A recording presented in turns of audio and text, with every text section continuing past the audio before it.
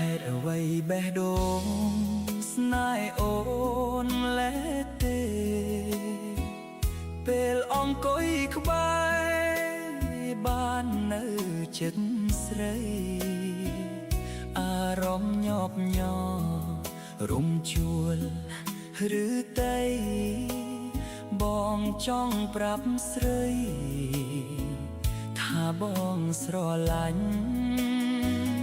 ចង់អោបក្រសោបធ្វើពើពិសីតែខ្លាចចិត្តស្រីស្ដីបានទោសបងត្រឹមអ្នកស្គាល់គ្នា